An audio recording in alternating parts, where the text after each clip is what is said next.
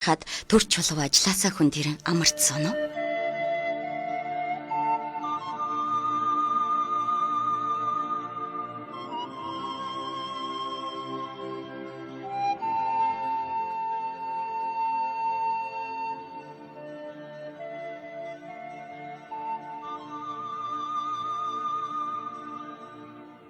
Таны богино амралтанд зориулж утга уран зохиолын яруу ихшгээр аялуулъя. Та унших хэрэггүй, зүгээр л сонсоорой. Цай уух зур радио нэвтрүүлэг.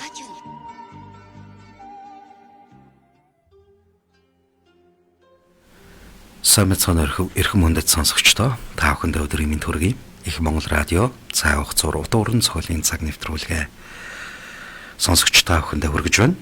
За бид таны өдийн амралтын цайны хачир болгож үүлэг уран зохиолыг энэ цагта хүргэдэг байгаа. Бид цай уух зур утга уран зохиолын цаг нэвтрүүлгээрээ зохиолч Сэрчин Огтоо үүр сайхын их хүн бодит амьдралаас сэтгүүлсэн хайрын туучийг цувралаар хүргэж байгаа. Энэ удаа та бүхэндээ 32, 33 дугаар хэсгийг төлөвлүүлье.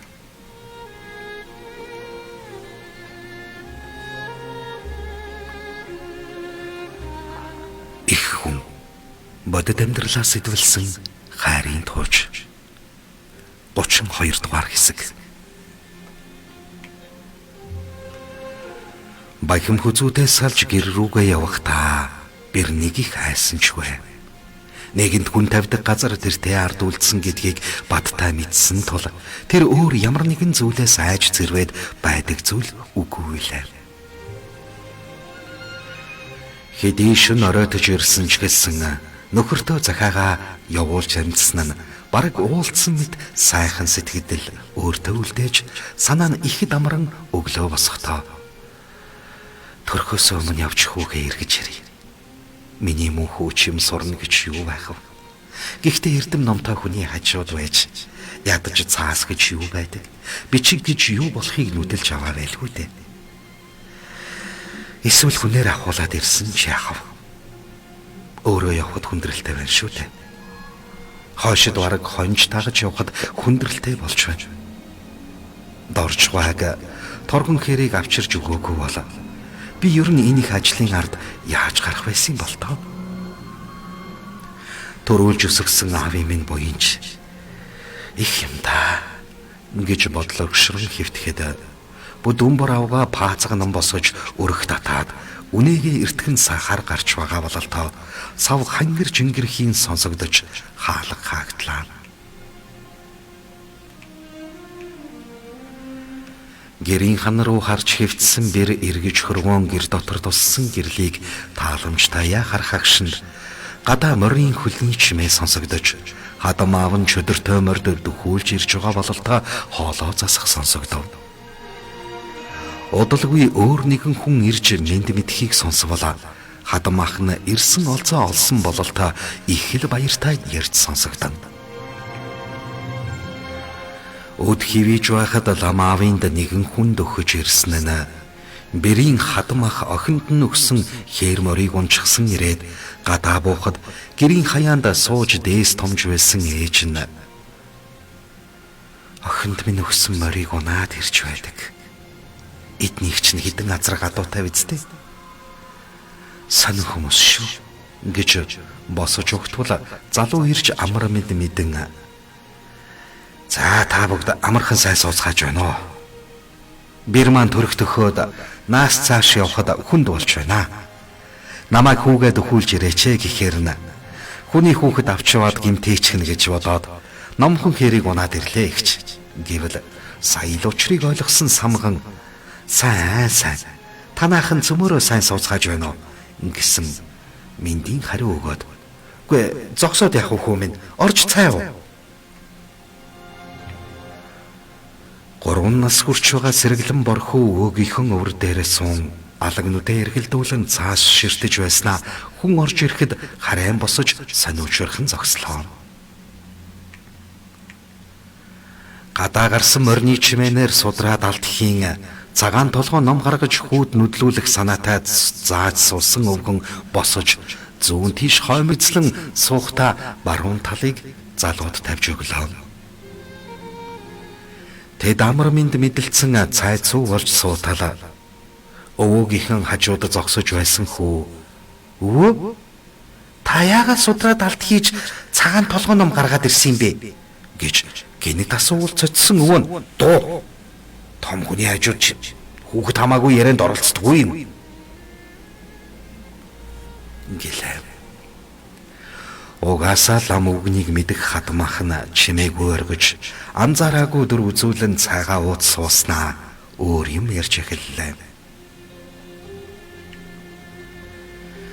Нэлэх хүүд дассан өвөө эмээ хоёр нь нулимс туслуулах шахан нүдэн чийг дааж. За эргээд ээж аав дүүтэйгээ хамт гэр бүлэрээ хүрээд ирээрээ минийхөө гэж хоёр газар дээр нэг үнсээд явууллаа. Хүүгээрснийг хараад бэрийн сэтгэл сэргэж их хүн гэдэг сэтгэлийн мухарт өрн үргэлж өгөөлөгдөн хааны газраа харанхуй оргиж байдгийг сая л мэдэрч бүхий л биеэр нь гэрэл асах шиг төрөгдөгсөн биеийн тайвшран амарч тогоош гидсний арьс нь чөлөөтөө урагш тавирн сунах шиг болов. Гидсэнд бүү дөөн хүртэл ах ирлээ гэсэн шиг хүчтэй огцом тийрч хөдлөн хорвоогийн мянган жаргал энэ гэрт бүрэлдэх мэт боллоо. Ач хүүгээ харсан бүдүүн бор авгаа хүртэл нэлхамсан урууламаа хазлаж ийм амтныг би тэр шааж явуулж л байдаг. Ястаа их хүний цаяа хайсан амтан байжээ. Ийм сайхан үр гаргаж өгсөн бэрийгээ хичнээн чих зовоовдоо гэж бодож суухад адмаавд нь ямар ч өтгөр шүглсэн бүү мэд нэг л яоцгүй гарч энэ хэдэн хөөхтүүд нийлээд хүүгийн минь гэрийг шулмын үүр шиг болгож эхэлж байгаа шүү. Чамай хүүгээ ирэхээс өмнө хөөж явуулнаа. Өчигдөр хоовн хөөхийн хилсэн яхарахгүй үнэн зүйл болж таарлаа. Би энэ хүүхнийг ийм гэж ёстой бодоогүй. Гайгүй ажилсаг, шудрах, буян дагуулсан хүүхэн гэж бодож байхад энэ муу яан гинэ. Отовөр баян доржийн барлагтаа нийлж хүүхэн дээрлэх нь гэсэн юм бодож суутал өвөө гэж ачин нэлхэмсэн эрхлэх гэхэд цаашаа гэж төвөгшөн бэрийнхэн баруун хаяанд хайсан ямаан дах дээр хоошоо харж хажуулдаад тун удалгүй хорхирч эхэллээ. Хатмаавыга таагүй байгааг анзаарч гайхсан бэр хөрхидөө гэр орон салхинд хийсээд сэтгэл санаа нь хэцүү л байгаа бахаа да. Аргагүй гэж бодож суухад өвгнийгөө анзаарсан бүдүүн барааваа. Хизэнээсээ л намайг аятайхан зантай болоход тас хүндлэн царайлж их л эвдсэн хүнтэй. Би ухаараагүй бол яг л шулан болох нь холгүй болтлоо хувирсан байжээ да. Бурхан минь гэж бэрүүгээ зөөлөн харцуулаа. Энэгэрт ингэж амьдрал өрнөж байхад том хүүн дүүгийнхээ хүүг авчирч хаад ойрхон зур гарч дуран татах санаатай хой толгоор шогшуулан гарвал жаахан цаахан талд нь аргал түүж яваа баян доржийн шар охин харагдахад манай нутаг нэрээ сонин шүү. Хүн амтныг заавал давхархооч юу. Манай нутаг гэлтгүй хойд сум хүртэл тийм юм блэ. Тэгээд нөгөө жинхэнэ нэр нь мартагдаад хоч ороод дуудагдана. Ганц хоч хөөхөн энэ баян дорчваа. Ингээд ягаад хоч өгөөгүй юм болоо? Нодарган дорж гихчлэн хоёр нэрээрээ дууддаг учраас заавал нэрийг нь дагуулж хэлдэг байхаа да. Хоовн хөх, гуйсаг нурхөх, баян хүзүүд, ховж шар, харамч далдах, дэлдэн хөх гэдэл голдуул хөх гэсэн нэртэй байхыг бодоход нар салхинд ганцсан царай нь харч биш, шарч биш, цагаанч биш. Хөхл харагддгийм бахаа да. Хүй ямар малаймт юм биш үү? Уг нь нэрээр нь нэрлэж болно да. Нэг нэгээ бас арай шүү гэснэ. Одоо тэгээд манай нутагт гомб гэхэд арваад л байна шүү дээ. Бартаг дуу том өргөн цээжтэй альва ажил түүртэлгүй хийдэг. Яс томтой болохоор нь бартаг харгомб. Жижигхэн биетэй болохоор жижигхэн гомб. Тэмээ малалдаг, тэмээнд гаргуунд сайн болохоор нь тэмээж гомб. Улаан царайгаар нь улаан гомб. Учиргүй их тамхи татдаг болохоор нь утаач гомб. Дуун хөндөй царгиж сонсогддог болохоор хөндөй гомб гэдэл явж өгнө шүү дээ. Хялбарчлан нэрийг нь дурдалгүй шууд хочоор нь дууддаг наамарч юм уу тав гэж бодон дуран татаж суутал шар охин шуудаатай аргалаа үүрсээр хажууд нь хурч ирэхийг анзаарсангүй гинэт. За энд чинь ямар баатар сууж байдаг вэлээ? Би чамайг шний 8-нд ирнэ энтер гээд явхаар нь хой цум руугаа явах нь дээ гэж бодож хоцорсон шүү дээ гэж инээсээр ирж хажууд нь амарт суухад урд цайран харагдах их хүн дээрөө дуран татаж элдвийг бодон суухтаа түүнийг ийм хурдан ирнэ гэж бодоогүй залуу хажууд нь шахуу эмэгтэй хүн гинэт дуугарахад цочиж овгос хийсэн ч яриаг нь гүйцэд сонсоод далавчургаа юу түрүүхэн тэнд гарч ирэхэд тэр хол аргал түүж яваа харагдсан хүн чинь хажууд ирчихсэн зогсож байх чинь ингээд марсайтл инээмэр айдсан ч олигтой болсонгүй. Шар охин ихэд хөгжилтөө инээд алдаж чи бид хоёр ч энэ тэндгүй л учрах тавилантай бололтой. Манай аавын сайн залуу гээд байдаг бахим хүзүүд чинь намайг энэ тентхийн залуустай маяглаад гээд их л дургу байдгийн. Яг үнэндээ би чинь ярихаас цаашгүй хүн шүү дээ найз минь гээд ичингүүрэн хэлэхдээ санаан зовсон уу яасан шуудата аргалаа мөрнөөсөө мулталж тавьчихаад нэг босоод нэг суугаад л байхаар нь залууч уучраа олохгүй үгэнч гүйцэд гарахгүй хэд хоногийн өмнө гэрт нь хошууга холбох нь холгүй суусан хоёр энэ удаа ихэд санаан зовсон байртай яг л нөгөө бэлчээрт байсан хоёр шиг суугажээ. Ингэж хэсэг байснаа залуу санаачлахыг гартаа авч. Үгүй ингэж чамд сайн хүн байгаа юу? Гэхэд шар охин санаа алдснаа. Уг нэг залуу байсан юм. Даанч тэр залуу урд сумаас манад нэг л удаа ирж сумын наадамд барилдаж байхад нь таарч танилцсан. Наадам тарахад манай гэр хүртэл намайг дөхүүлж ирсэн. Тэгээд удахгүй цэрэгт явна. Ирээд чам дээр ирнэ гэж хэлээд явсан боловч дахиж захаач ирээгүй. Цэрэгт явсан бол ахиад нэг жил дутуу байгаа баха. Мөтгөө эцтэй.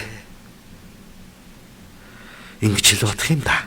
Гэхэд гайл хол сумын залууг харж сууна гэдэг чинь асуудал даа найз минь.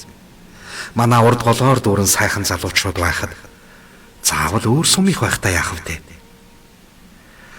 Гэхдээ чи намайг хүний сайхан үрийг авч суугаад өөрийн муугаас болж өвчин хуучаар өнгөрөөснийг мэдхэл байлгүй дээ. Би ч гэсэн бас сайхан ханижилтэй болж түүнийгээ хайрлан дахиж алдаа гаргахгүй амьдрах юмсан л гэж боддог. Гэхэд хүүхний нүд айлгүй эргэлдэн сормуус нь ирвэхээ шиг дэрвэж. Чи яг тэгж чадах уу? Би лав танаа тэр бүдүүн бор ээжид чинь ясны дургуй шүү. Ястаа онцгүй хүн. Аавч ч гэсэн дээ гэж шилбэлцснэ гинэ дамаа татаж.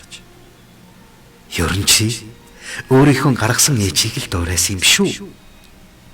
Гэж дахин айлгуутан хөхөрч түүнийг л налхан холгүй дөхөн суулаа.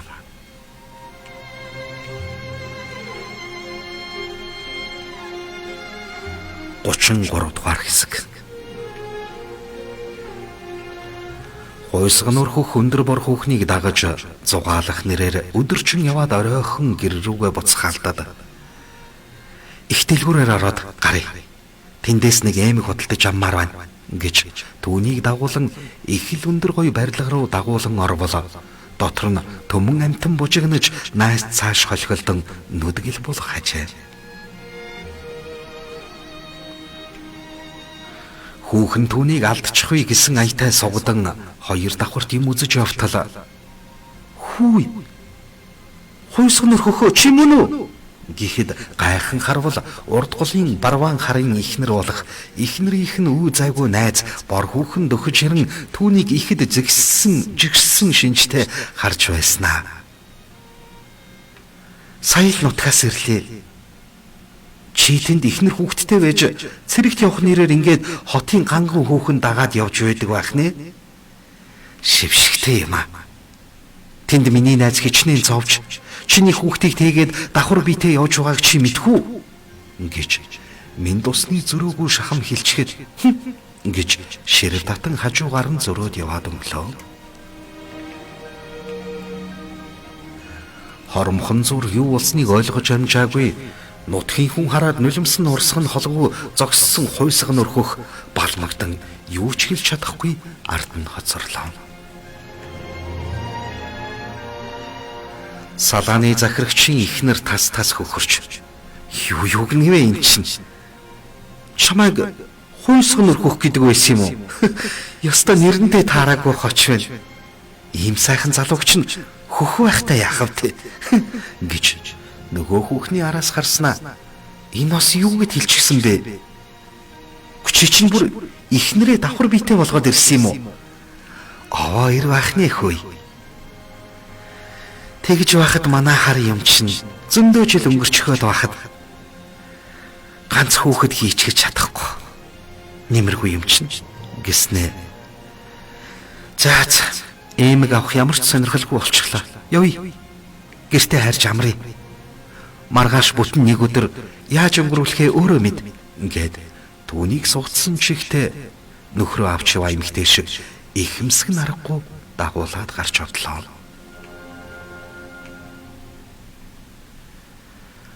Явсаар байранд ирвэл гэрн цоочтой өндөр бор хүүхний ээж аав хаашаа ч юм явсан болол та хажуу айлыг тогшуул жаахан хүүхэд хаалга онгоолгож өгөхдөө гартаа гэрийн түлхүүр барьсан зогсож харагдана.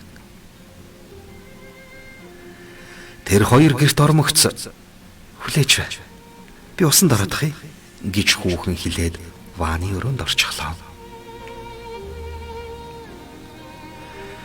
Гэрт диван дээр сууж байталаа хүүхэн гарч ирснэ. Чи усанд орох уу гэхэд тэгье гэлээ. Тэр хоёр шүшүүрт орж дуусаад диван дээр зурагт үзэхэд хүүхэн түүнд ойртон суухад залуу жаахан холдож суугаад ихнэр маа надаас олж давхар биетэй үлдсэн гэж саяны хүүхэн хэллээ. Одоо баларсан. Барван харын ихнэр очоод нутгаар дүүрэн цууд хараад яг гайтай юм шиг ингэж таарахч гэжтэй гэж царай нь хачин болцсуулаа. Тэгэхэд захирагчийн ихнэр түүний гараас хүчээр шахуу барьж ийм сайхан залууд дахиад өөр зөндөө ихнэр олдох байлгүй дээ. Хотын ганган хүүхнүүд олж аваад энд амьдрахгүй юу гэхэд цэргийн хоолоо саралтаж би хүүгээ маш их санаж байна. Одоо дахиад охин төрөх болов уу? Хүү төрөх болов уу? Манай нутагт айлгэрийн амьдрал эвлэлийн үрээр хатуу хинэгддэг. Нэг л муу нэр авбал тэгээд л дууссан гэсэн үг гэж ярихтаа босож би балкон дээр гарч угаад жаахан сэрвцээ дээгчээ гэж хэлээд гадагшаан гарлаа.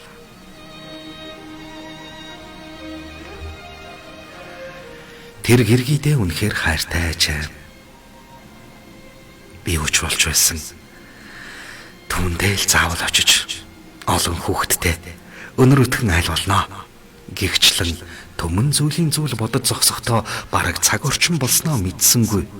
Гэнэт балкон гоож хоолоо идэ залуу минь гэж захирагчийн ихнэр өрхөд за ингээд орлоо. Үхрийн мах чанаж сайхан лавшаа хийжээ. Хөлсөө гартал идээд сууж байтал даргын ихнэр нь санаа алдаж манай хүн хүүхдтэй болж чадахгүй байгаадаа ихэд гутранг байдаг юм. Миний дүү дарагдаа тусалвал чам бараг нутаг явах чөлөөг ангийн захирагчаас авч өгөх байх шүү гэж би дүү хатуу юм ярихад юу ч ойлгосонгүй. Хоолоо идчихээд ард үлдсэн гэргийгээ бодож сууж байтал даргын ихнэр түүний цээжинд толгоогоо нааж чамайг дагуулж явсаар байж их чинь бүр тасчихжээ. Танаа нутгийн залуучууд бүгд ийм ихнэр хүүхэдтэй үнэнч байдаг юм уу?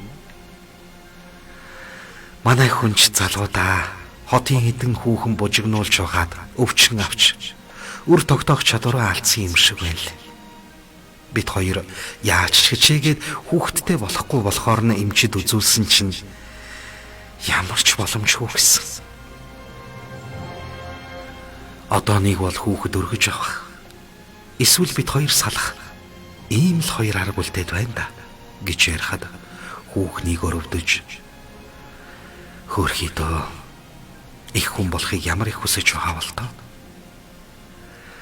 Манай нутагт хүүхэд өргөж авсан айл бас мэрсэр байдаг юм.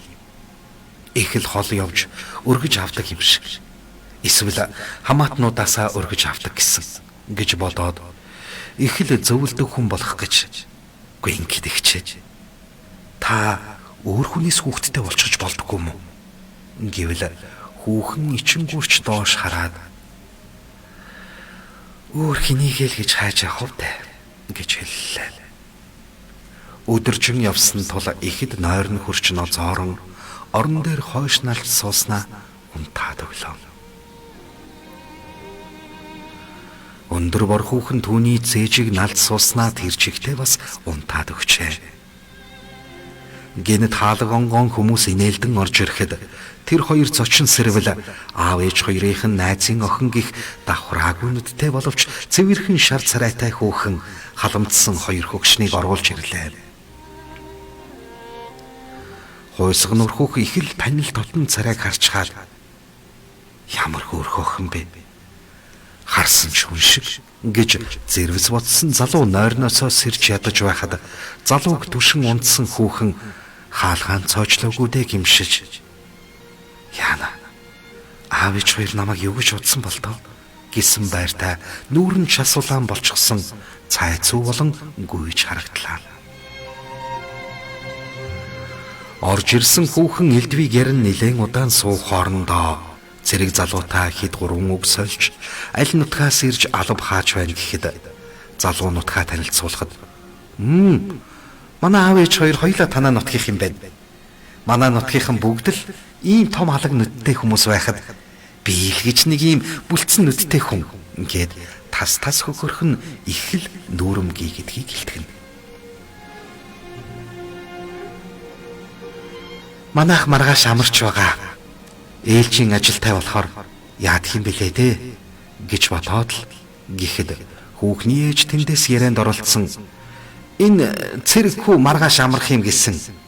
Манай охин авч өнөөдөр гадуур баах явсан.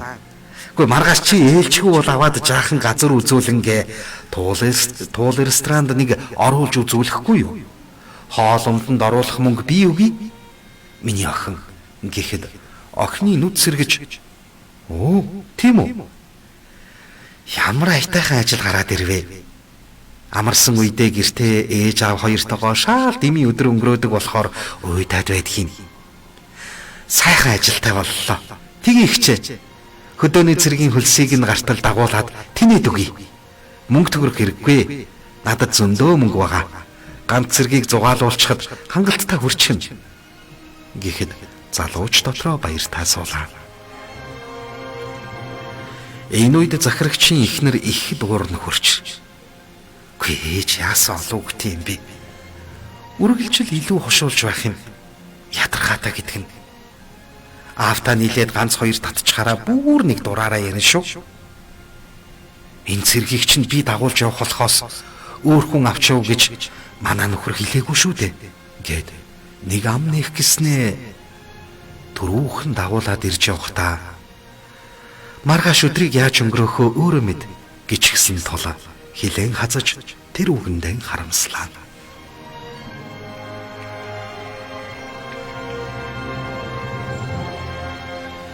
Цэвэрхэн царайтай энэ хүүхэн ерөөсөө өмнө нь хүнтэй үерхэж сууж байгаагүй бөгөөд 18 хүрэмэгц сургуулийн төгсөөд шууд мэрэгжил сургалтын үйлдвэрт хуваарлагдаж ээлжийн ажил хийдэг боловч түүнд ямар ч хайр дурлалын адал явдал тохиолдсонгүй үдий хүрчээ.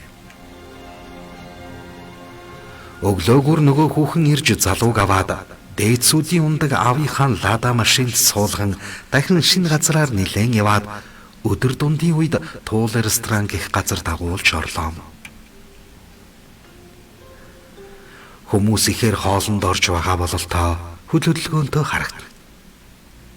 Тэнд нэг ус удаа хууцаа гих хятад хоол идэж байгаа хүүхэн амтрхан идэж байхад анх удаа идэж байгаагаараа залуу амтхүү шүлэн гашуун санагдан үүний оронд гурилтай шүл авдаг байжээ хэмээн арай хийж идэд дуусглаа. Ганцхан гоё юм нэмгэн боловч далбаалан том хэрчиж тавьсан хоёр ширхэг хоньны сүүл байв.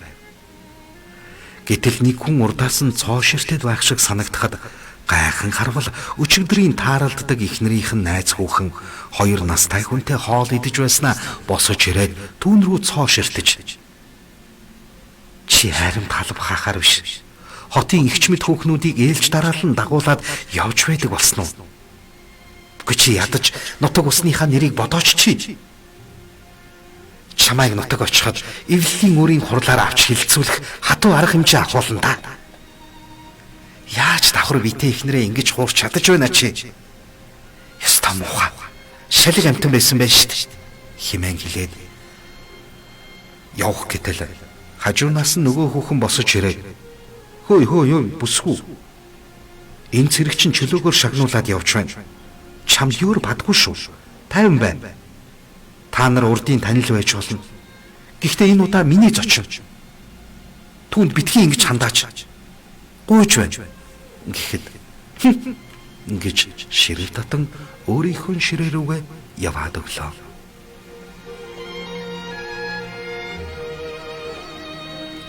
Үргэлжлэл бий. Зохиолч Сэрчин овогтой үүр цайх. Зохиол их хүн бодит амьдралаас идвэлсэн хайрын тууч. Өгүүлэгч Хос баяр, дууны найруулагч Цэндава. Их Монгол радио 2020 он. Сонсогчдаа өдрийн цайгаа уучхад төрч чулуу ажилласаа хүн тэрэн амарцсан уу?